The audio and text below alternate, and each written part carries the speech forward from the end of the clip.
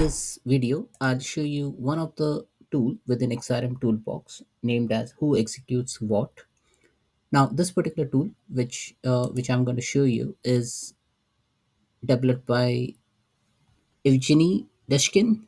It basically lists all the workflows and plugins under the users they executed, whether it can be a workflow owner and a plugin impersonation role.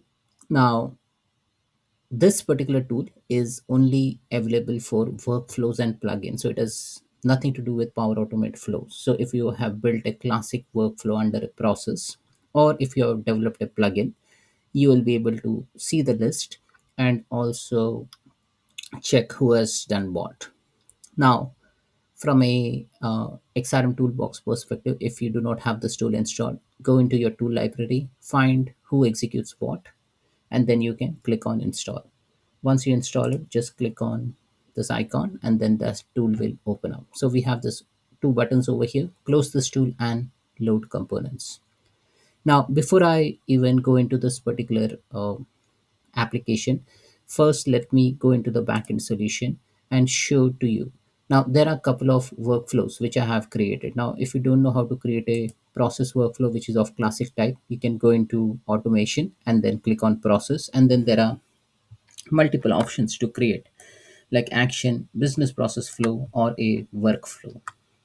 If you have already created, then you can add existing more, and then you can just go ahead and you can find various other components related to workflow, like we have workflow action status, workflow metadata, or you have various other things which you can directly import within your system.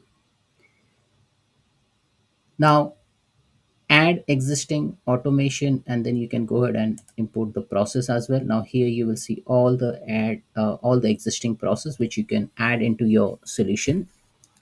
Now I have already created a couple of classic workflows. So if I just type in you can see that xxwf is one of the classic workflows which I have created and added into the solution. But think about it, like if your developer has already created some workflow solution and if you're not aware of it, then there are a couple of ways to look into.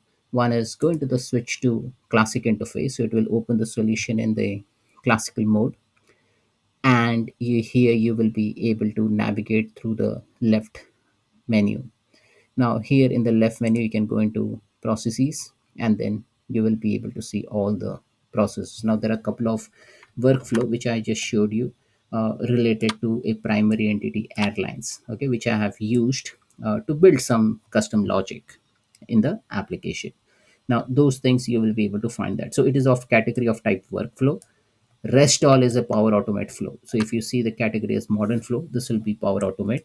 Now, this listing will not be present in the application which I just showed you, XRM Toolbox, but we are just focusing on if your developer has worked on some classic workflow, and if your organization decides that let's not build classic workflow for any of our client, and if say accidentally the developer builds that, so this is a tool through which you can navigate and find out who built what.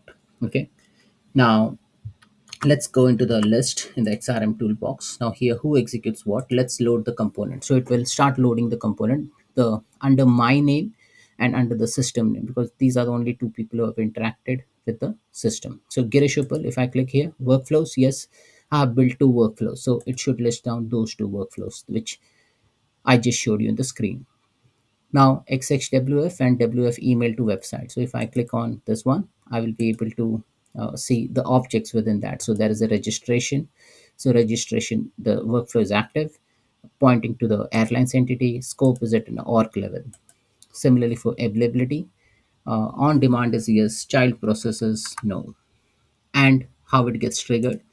Uh, that is at an update level. Yes, once it is updated, then I will be able to execute this workflow. So it will give you those information at a glance.